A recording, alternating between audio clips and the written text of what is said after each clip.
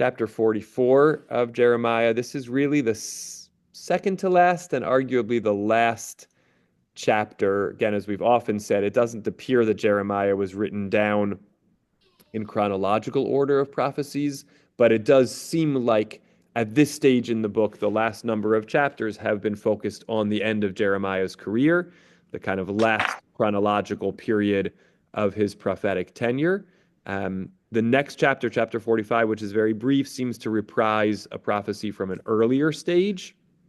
And then after that, we have a series of chapters of Jeremiah's prophecies about other nations. And then we'll circle back for a kind of recap of some of the chapters we've just been reading about the fall of Judea. So arguably, chapter 44 is the latest, the latest in Jeremiah's career. In a sense, it seems like we might be reading his final prophetic words and final kind of communication and encounter with his people in this chapter. So even though we have a good number of chapters left to go in the book, this seems to be chronologically the end. So we'll keep that in mind as we read. We'll remind ourselves of the context, the fall of Judea to the Babylonians, the fall of Gedaliah, the appointed vassal governor, assassinated by Ishmael ben Netaniah, maybe who was in cahoots with the Ammonites. This was despite Yochanan ben Kareach warning Gedaliah about the impending assassination and offering to take out Ishmael ben Netaniah. Gedaliah said no.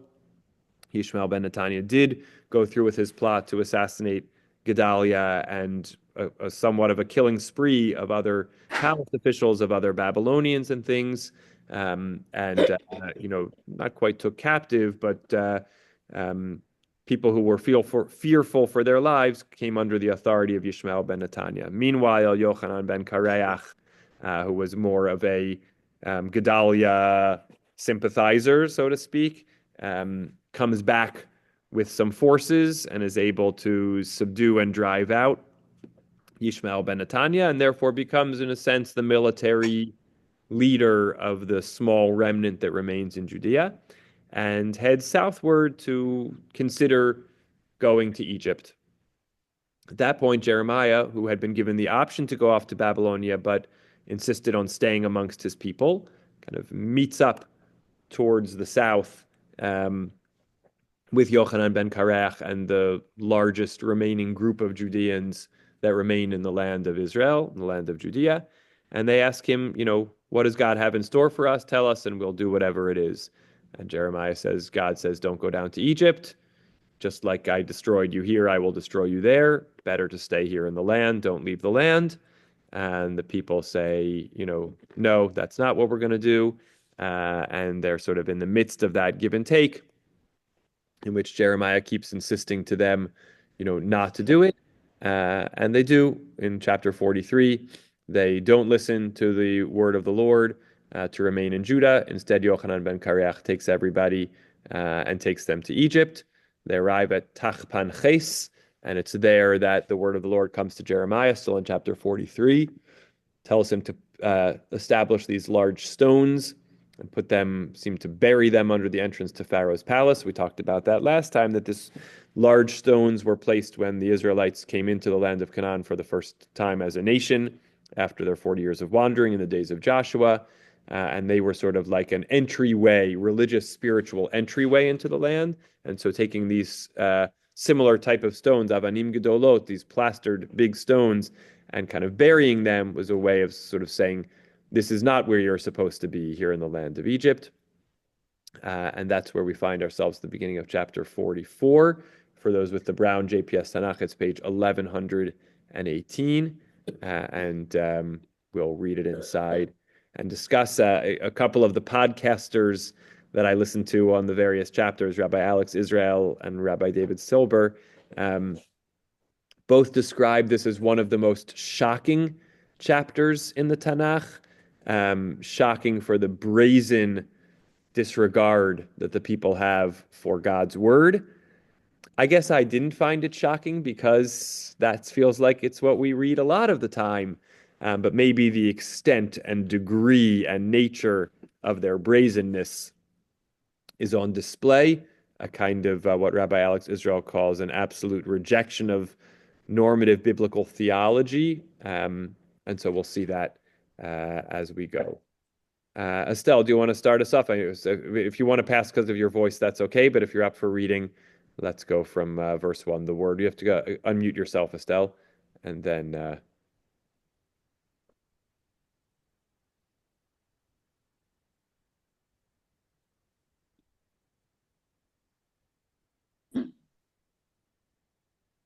Okay. Yep, we're good. Okay. The word which came to Jeremiah for all the Judeans living in the land of Egypt, living in Migdal, Tachpanes, and Noph, and in the land of Pathros. This said the Lord of hosts, the God of Israel, you have seen all the disaster that I brought on Jerusalem and on all the towns of Judah. They are a ruin today, and no one inhabits them. On account of the wicked things they did to vex me, going to make offerings and worship of other gods, which they had not known, neither they nor you nor your fathers. Yet I persistently sent to you all my servants, the prophets, to say, I beg you not to do this abominable thing which I hate. But they would not listen or give ear, to turn back from their wickedness and not make offerings to other gods. So my fierce anger was poured out, and it blazed against the towns of Judah and the streets of Jerusalem, and they became a desolate ruin, as they still are today. And now, thus said the Lord, the God of hosts, the God of Israel, why are you doing such great harm to yourselves, so that every man and woman, child, and infant of yours shall be cut off from the midst of Judah, and no remnant shall be left of you? For you vex me by your deeds, making offering to other gods in the land of Egypt, where you have come to sojourn, so that you shall be cut off and become a curse and a mockery among all the nations of earth. Have you forgotten the wicked acts of your forefathers, of the kings of Judah and their wives, and your own wicked acts and those of your wives, which were committed in the land of Judah and in the streets of Jerusalem?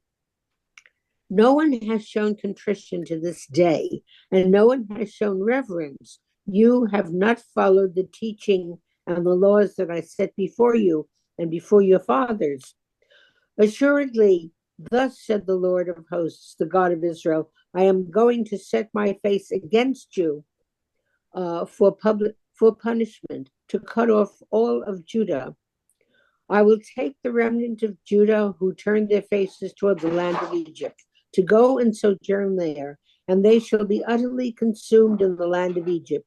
They shall fall by the sword, they shall be consumed by famine.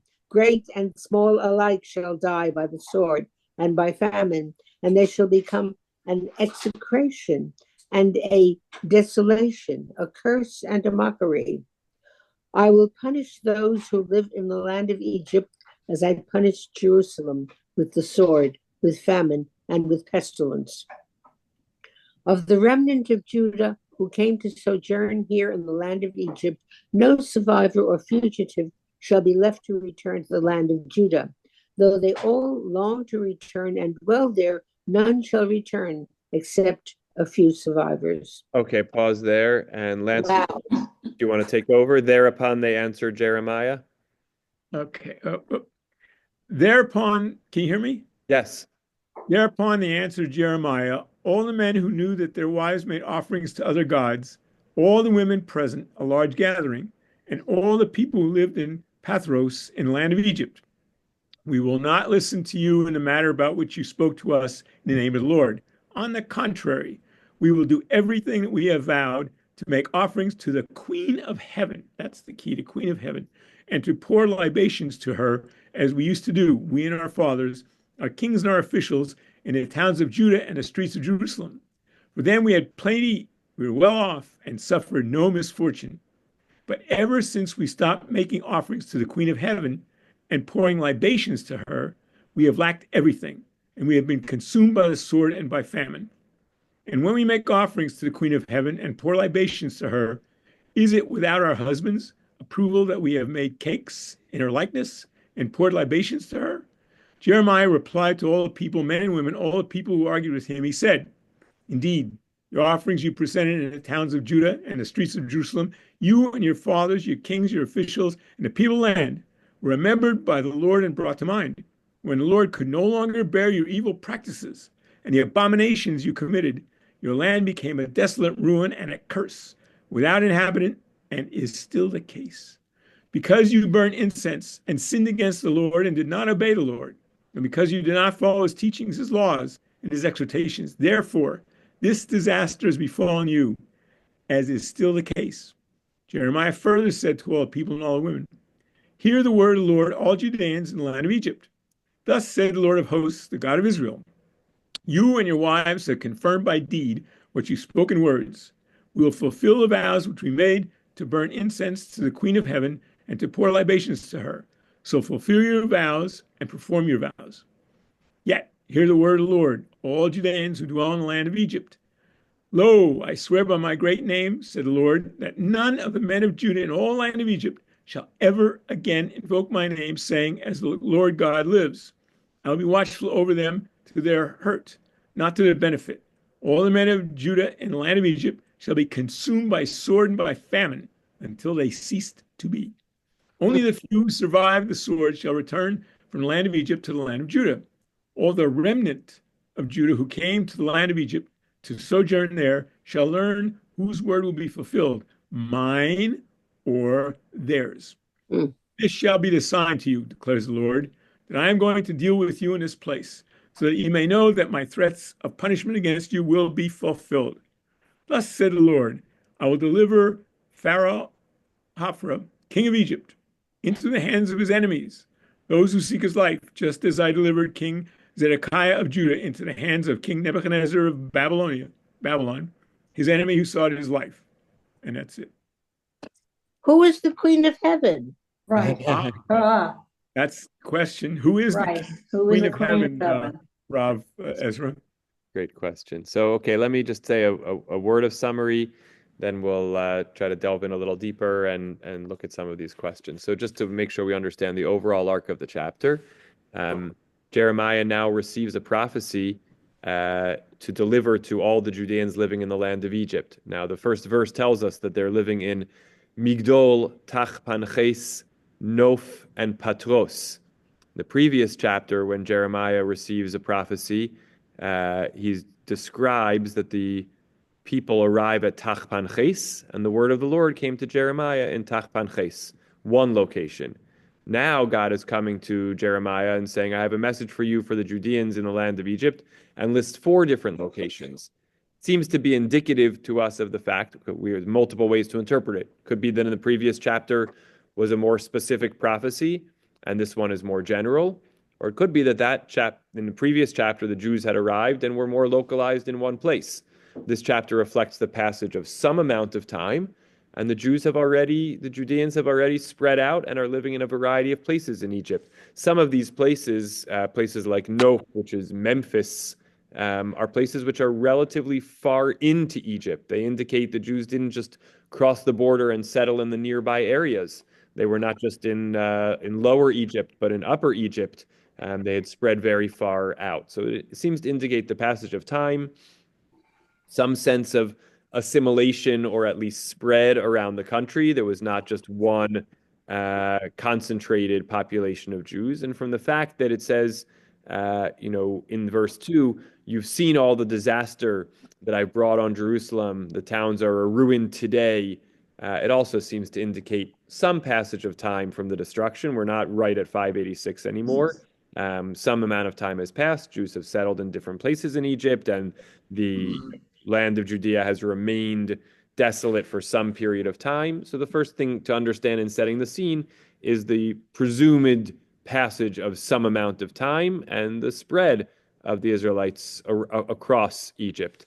Again, significant for all of our discussion about the dangers or complexities of being in Egypt altogether. And then again, it will say it in short, and then happy to go into more detail. But basically, in this chapter, God is saying to them, Jeremiah is saying to them, I told you not to come to Egypt, and I told you not to worship other gods. And here you are worshiping other gods and worshiping the gods of Egypt. Don't you know, haven't you seen over and over that has not ended well for you? And the people, and this is what I think makes it the very, very brazen, the second half of the chapter, the response from the people when they basically say, no, we're not going to listen.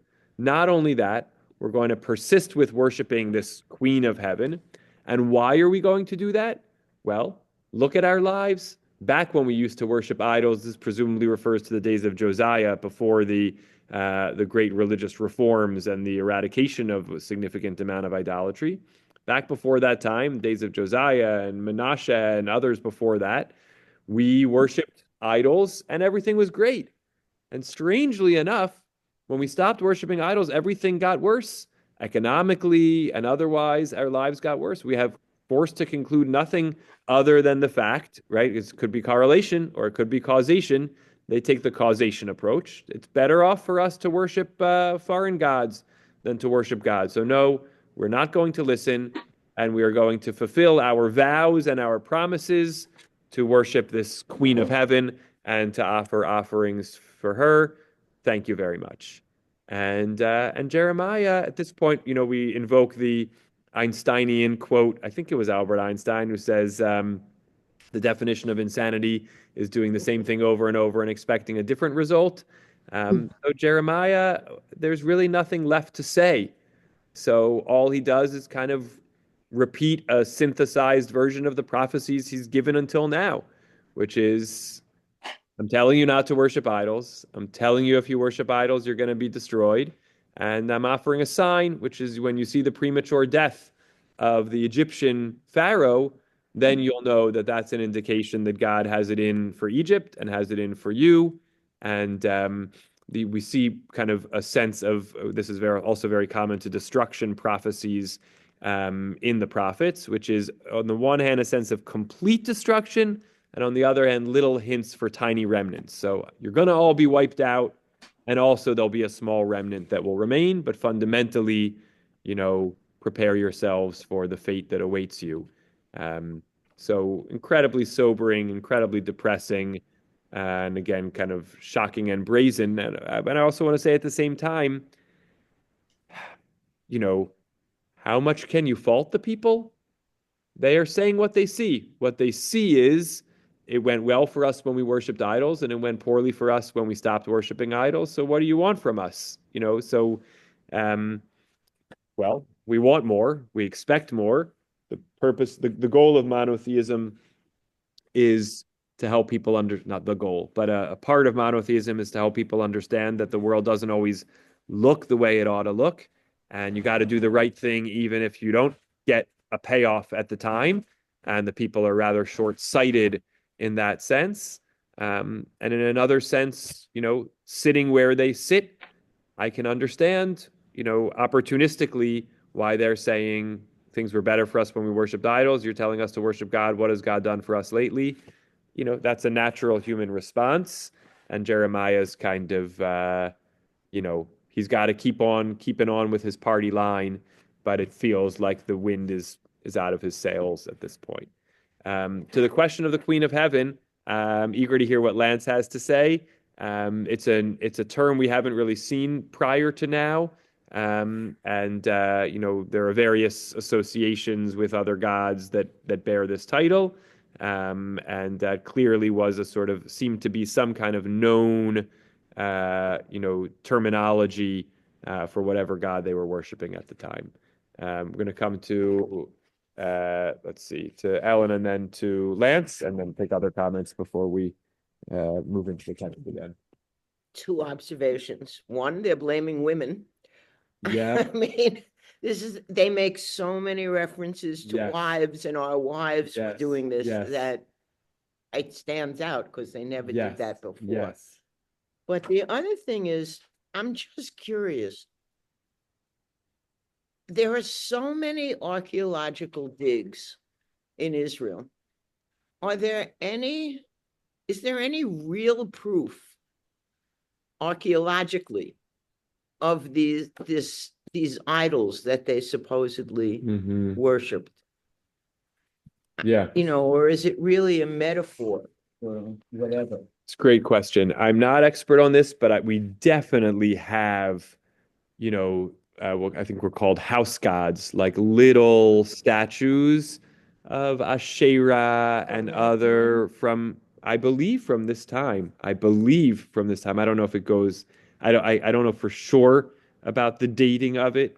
But I think from we call the first Commonwealth, the first Temple period, I believe we do have little statues that were part of the fertility cult or other things that, seem like the Israelites were worshiping at this time. Now, some of the things we don't have that seem to be indicated that they had things on the back of their doors. Some of that stuff, I don't know that we have anything that we can demonstrably prove. But there does. It always makes me think of the late Bob Cohen, husband of Lynn Cohen, may she be well, who, often brought up the idolatry of the Israelites and, what was known about that. I don't have that, archaeology at my fingertips, but there definitely is archaeological evidence of the presence in Israelite settlements of, of the house gods and the idols. Yeah. Didn't Rachel have a house god with her? Yes. There's a significant part of the story from the Torah portion a few weeks ago, was about Rachel stealing the Teraphim, her father's house gods. And Rashi makes a big deal that was because she was trying to stop him from worshiping idols. But the plain sense of it seems to be like these were the gods that they had in their house where they grew up. And if she was leaving her home, she wanted to take them with them. Yaakov then actually goes through a process of trying to purge those from the family. But certainly it seems to be indicative of the fact that was, very much embedded in the culture of the people of the time. Yeah. Lance, go ahead. Okay. Number one. Let me see if I get this right. Okay. The queen of heaven for Egypt was Isis. Okay. And no connection, I don't think, to the terrorists today. But let me see if I get this right. Isis was known for her healing and protective abilities and was considered the greatest sorcerer in the Egyptian pantheon. She was also said to be able to transform into a bird. She was a protector, healer, mother, and fertility figure. Now, the interesting thing is, in the Catholic Church, the Queen of Heaven is Mary, Mother Mary. And the point that you made about women is absolutely on target here because there is, I think, for most people, the patriarchy is a misogyny. So now to go on, the number one word in chapter 44 from God is, and somebody recently thought this was important, don't. Okay, and another thing, ChatGPT, I did some research with ChatGPT, and ChatGPT came out with the idea that in chapter 44, there is an illusion of refuge. Okay. So there are all these things going on. And I would suggest, and again, you're going to, maybe Bob Cohen and I would be on the same wavelength, I don't know, but compare the idolatry here, or in the Rav Ezra did a whole thing, right, with idolatry. What is that? Avodah Zarah? Right. Study the Talmudic state. Yes. Right. And we did the Asherah tree, which was considered idolatry. And of course, Asherah is one of the Egyptian gods who is supposed to be the wife of God, and is connected here with the Queen of Heaven. But if you look at the golden calf episode, which is idolatry, clearly, I don't think there's a rabbi in the world who would disagree that that is idolatry. Now, there are two stories of the golden calf's origin. One is Aaron does it. He gets together jewelry and all that stuff, and creates the golden calf. But Moses says to Aaron, what is your take on this? What is your testimony as an eyewitness? What does Aaron say? He says, well, I was watching this thing and suddenly the golden calf magically appears out of the goop. Yep. Right? Now, who could do that? The magicians of Egypt? I don't think so. There's only one entity in the world that could do that, and that's God. Mm-hmm. So, in effect, God has created idolatry. Mm-hmm. So, when you worship an idol, you're worshiping God, right? Mm-hmm. From that perspective. Of course, that's my lens. Yes. And it's more of an academic thing. But if you research the golden calf, I don't think you will anywhere find anyone who defends Aaron except me. Right. Right. Yeah, it's an interesting idea to sort of suggest that worshiping idols in a sense is worshiping God.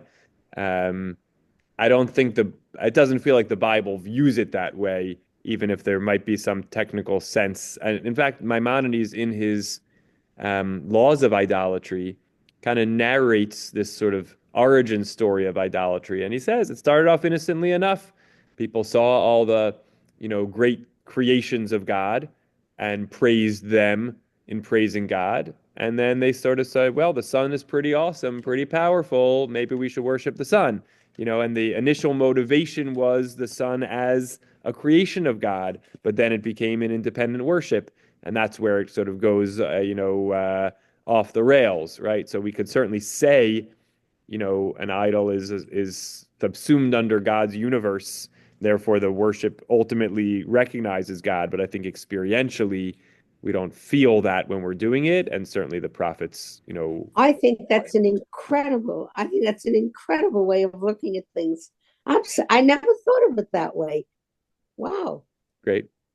Okay, good. Graham? Rob, Stephen, yes. I would suggest you look at Joseph's second dream with his brothers. Mm-hmm. You remember that? When the stars and the moon and the sun bow down to him? Well, there's a thing called the astral religion.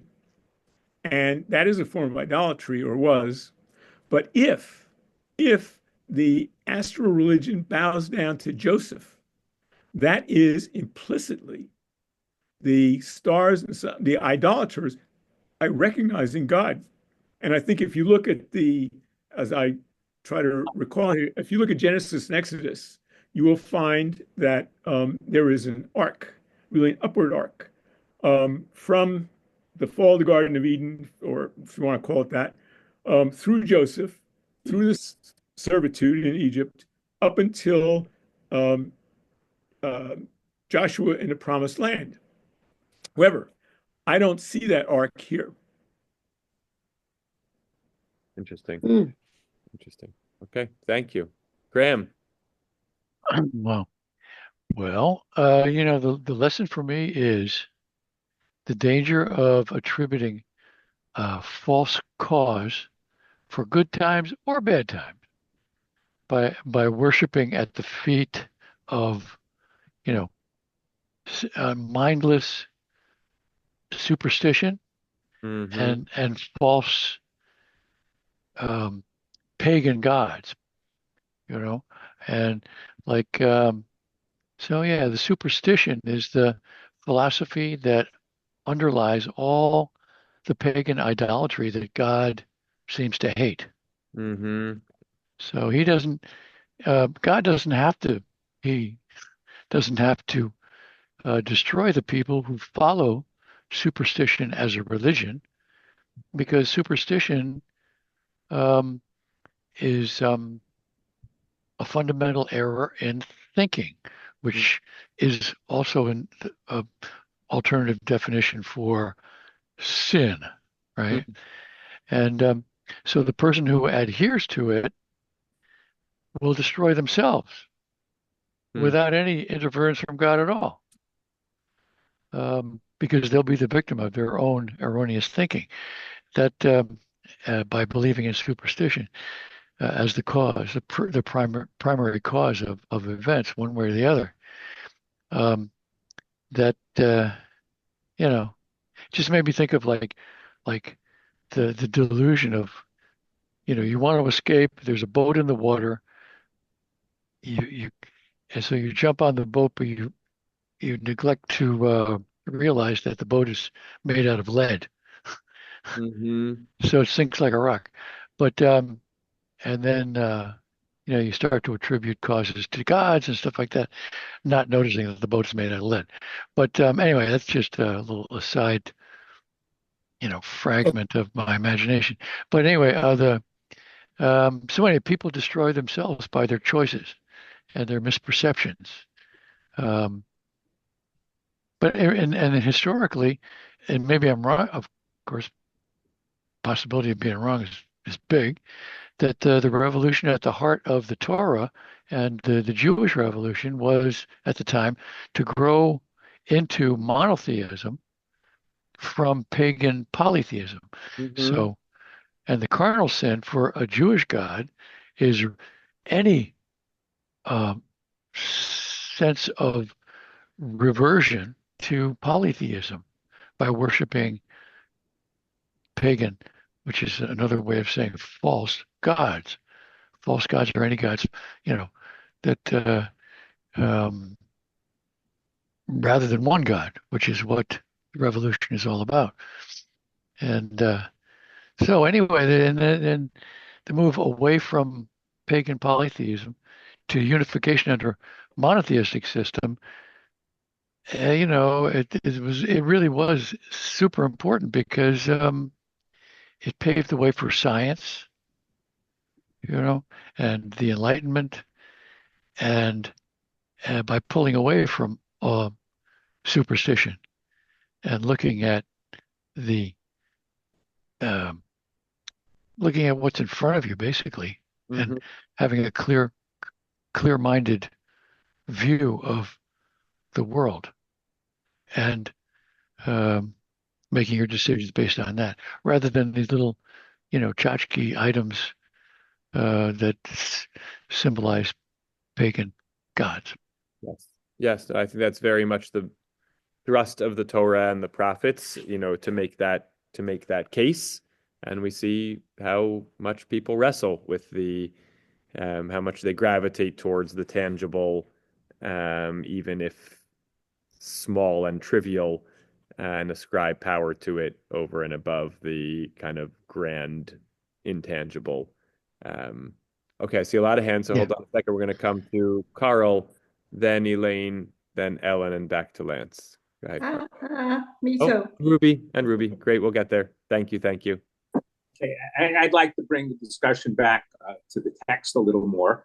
We heard, again, it's quite striking that he singles out the women in this prophecy or this rebuke. And I joined the class late and I've missed a bunch. Is there any of the prophecies where he directly addresses the women before that? And if not, that's a little strange, because you would think here, how were they supposed to know? Right. Yeah, I think it's a great question, and as Ellen mentioned it as well. Thank you for lifting it back up. I didn't get to attend to it at the time. I can't recall a place where the women were specified, it is very striking, and I'm just noticing. I will go back to the text and share my screen for a moment to look at one particular part, which is where did we find it? Yeah, so back in verse 15, when the people start to respond, it says, "Thereupon they answered Jeremiah, all the men who knew that their wives made offerings to other gods, and all the women present." And they start to speak, and they say, "We're not going to listen to you. We're going to do what we have vowed, because it was good for us when we were worshiping the Queen of Heaven, but when we stopped, it got worse." And then this verse 19, "When we make offerings to the Queen of Heaven and pour libations to her, is it without our husband's approval that we have made cakes and poured libations?" And then Jeremiah responds to everyone, the men and the women. And it seems verse 19 clearly was spoken specifically by the women, saying, "Was it without our husband's approval?" So there is not just the inclusion of women, but the singling out. And in a particular moment, it seems like a response specifically coming from the voice of the women. And then again in verse 24, it says Yirmiyahu spoke to El Kol Ha'am Vel Kol Hanashim. It's interesting. In verse 20, it says El Kol Ha'am Al Hagvarim V'Al Hanashim. So you have the whole nation, the men and the women. And then in verse 24, you have all the people and all the women. One possibility is that nation actually just refers to the men. Sometimes that is the case. But it might really mean here all the nations, specifically to the women. So in verse 24, it seems like the women had responded. Now Jeremiah seems to be particularly addressing them. So to the question of kind of, if they weren't addressed previously, how could they have known, or can we really hold them responsible, is an interesting question. When Jeremiah goes out into the city square and proclaims or stands at the temple gates, what percentage of women were hearing these prophecies? Now, of course, everyone's supposed to know not to worship idolatry, but the sort of idea of the singling out of women for punishment or rebuke when they haven't been the more direct recipients of prophecy in the past, assuming that they were less in the public domain, is an interesting point. Of course, one also wonders about the relationship between the Queen of Heaven, specifically being like a female, feminine god, and women's worship. I don't know whether there's a connection there, and I don't have that ancient Near Eastern, theology background. I had once had a little of it, but not now to get a sense of that. It's interesting, there's even in Christianity, and now I'm speaking well out of my knowledge base, just what I notice, there's kind of like the Mary followers, there's the general worship, but there's sort of not the cult, but just like the cultural or folk kind of interest in Mary. I don't know whether that leans towards more of women's interest or not. So these are more just speculations and expanding, Ellen and Carl's points. Okay, I think Elaine was next. Go ahead. It's not clear to me if Jeremiah followed the people into Egypt. And also, is there a prediction at the end that Babylon will also conquer Egypt, so these people are not safe? Yes, good question. Let's note those couple of things. So yes, first of all, it does seem like Jeremiah did go in the previous chapter.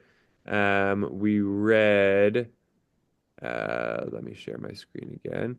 Previous chapter, we read in chapter 43, verse 5, Yochanan, son of Kareach, right, who was sort of the military leader at the time, took the remnant of Judah, men, women, and children, etc., as well as Jeremiah and Baruch ben Neriah. And here the language was, the verb here is vayikach, he took. So that can be kind of general, or it could be more compulsory.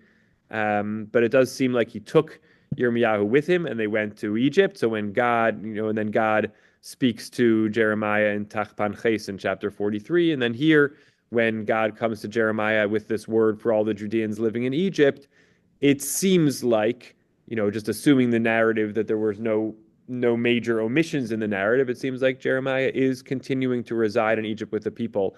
I sort of speculated last week, when it says that Yochanan ben Kareach took them to Egypt, was Jeremiah given a choice? And if he had been given a choice, what would he have chosen? Because he's sort of pulled between his commitment to be with the people wherever they are, whatever they're doing, just to be with them, and God's own word, which was stay in Judea and don't go to Egypt. So it's unclear whether Jeremiah willingly went as a commitment to be with the people in spite of God's word, so to speak, or saw himself as an exception, or whether he was just forcibly taken by Yochanan ben Kareach. But it does seem like he is in Egypt, but it's just not clear if he went there of his own free will. And as to sort of the question about Babylonian destruction, that does seem to be a part of the message that you think you've come to Egypt for safety and security, but the same Babylonia that attacked you in Judea is going to attack you here in Egypt. So don't if you're making a claim about why you belong here, don't attempt to claim that it's for your safety and security, because that's a short-sighted perspective, because you will fall here to the same enemy that befell you when you were in Judea. Okay, I think we're going to Ellen, then Ruby, and What's striking, it's not just that God doesn't want the people to worship a thing or to put him into or it into a specific corporal thing. Mm-hmm. It's what it seems to do to the people. And it's by looking at why they're saying they worshiped idols. Look what it did for me. I got this, so does that mean that the worship of God for them is only what can you do for me? Right. And not an appreciation of the fact that we are maybe a small thing in this universe? It's very people-centric. Yes. It's very selfish. It's what have you done for me lately? Yeah. And because I need something done, I'm going to pray to whatever will give it to me. Yeah. Not appreciate what I have. Yes. Yes. There's a big difference. And I think that that's really what is so strong. And I don't think I ever thought of idol worship that way before. I always thought of it as being something that God didn't want you to put him in a box. Mm-hmm. Right. Right. But it's much more than that. Yes. Yes. Beautiful comment. I'll just say two things. One, there actually are two forms of idolatry, and they're reflected in the two commandments of the 10 commandments about idolatry, right? One of them, if I just quickly turn there in Exodus chapter 20, rather than relying on memory. Hold on a second. First, God says, "Lo yihyeh lecha Elohim acherim al panai." You shall not have any other gods besides me. And then it goes on to say, "Lo taseh lecha feso v'chol tmuna asher b'shamayim," etc., etc. "Lo tishtachaveh lahem v'lo ta'avdeim." Don't make yourself a sculptured image or likeness of whatever, and don't bow down to it and serve it. Now, often, historically, that's just been understood as one general idea. Don't have other gods, i.e., don't worship idols. But it may actually be that the first one is don't have other gods. And the second one is don't attempt to put me in a box. Don't try to make a likeness of the sun or the moon as a way of worshiping me. In other words, there really actually are two different things. There is the idolatrous worship of God, right, by attempting to corporealize God. And then there is the worship of entirely other beings or entities, which we don't think are real or substantive as from God's view. But we recognize that people may do, and at any right. So, kind of, if you were asking someone about, worshiping the sun, kind of going back to our previous point, is this part of your worship of God? One might say yes, it would still be wrong, and one might say no, and that would also be wrong. But there's sort of two different forms of idolatry, and I think your point is a good one. That this kind of other gods one often. Although there's a way to worship God also that's just about ourselves, but that's a great danger. And I think for me, it also circles back to what I think was a very, very important line back in chapter 42, which sort of encapsulates this issue, which is when the people say, should we go to Egypt or not? Let God tell us what we should do. And they say, let God be a true and faithful witness. We will do exactly as the Lord your God instructs us, whether good or bad. Im tov im ra. We're going to listen to God. Leman asher yitav lanu, ki nishma b'kol Adonai Eloheinu. In order that it may go well with us when we obey the Lord our God. Right? And we thought there were two possible ways of interpreting this. One, obeying the Lord our God is inherently good. So we want to do whatever God says because we believe it's good for us to worship God. Or they're saying, we worship God so that it will be good for us. And when it's no longer good for us, the implication is we won't worship God anymore. And that attitude seems to be what's being reflected here. And that it is a kind of a self-centered worship. And that's very much what's being criticized here. So they're very good reflections. Okay, Ruby, and then we'll wrap up with Lance. Go ahead, Ruby. Okay, I have some questions. Great. My questions are, did the Jews worship the idols gods in a unique way, which kept them apart collectively as Jews? If not, why didn't they just blend in with the Egyptians and disappear as a group? Really interesting question. Beyond the scope of my knowledge, my sense is when they worshipped other gods, it gets back to the same distinction. When they worshipped other gods, I think they worshipped them the way the other nations did. That was part of the issue, for example, going back to the book of Numbers, with Midianite women and the sort of cult of their gods, that in worshiping other gods, it brought us into assimilationist relationships with other nations because we worship their gods the way they worship their gods, and we got to be more like them. And so what kept us apart? Why didn't we just ultimately blend in and disappear as a nation? Yeah. So I mean, one possibility is it was the groups that didn't do idolatry that kept us apart, or it might there be were such groups, you think? I think so. I don't think it was ever universal.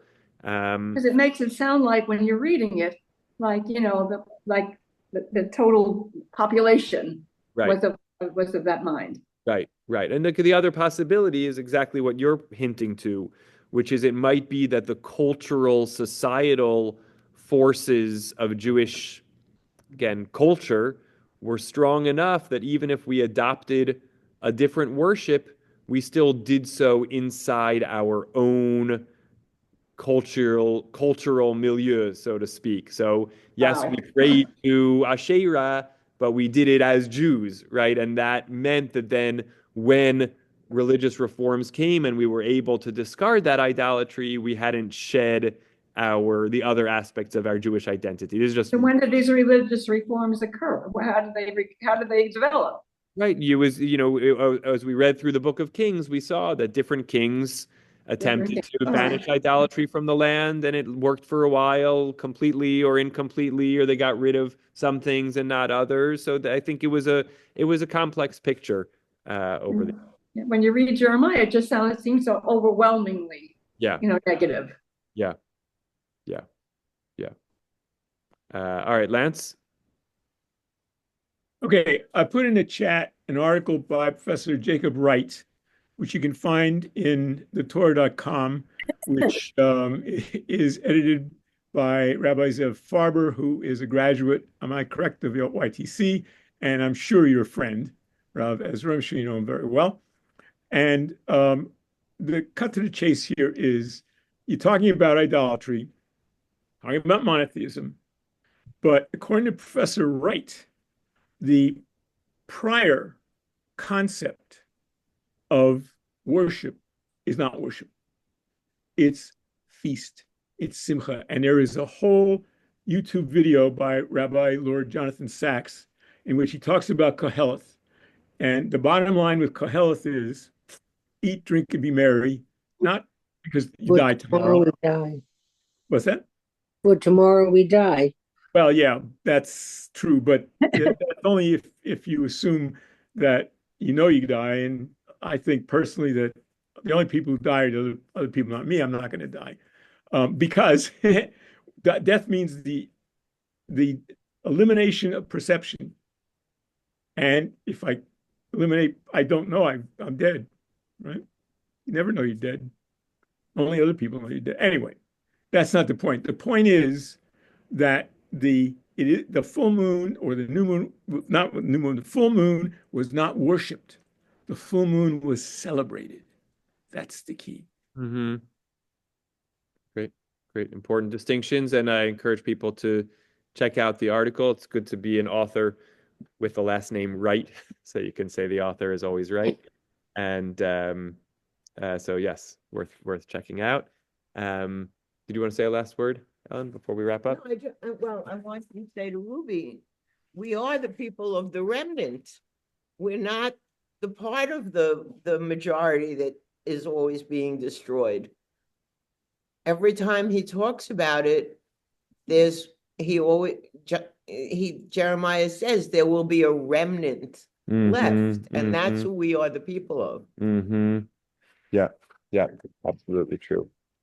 All right, so we did a quick skim, discussed the contents, but didn't get into the details. So because next week's chapter is so short, my intention is to open back up next week, looking inside a few of the textual details of chapter 44, and then we will spend a little time on the very, very brief chapter 45. And then we'll shift into an entirely different dimension of Jeremiah's prophecies towards the other nations.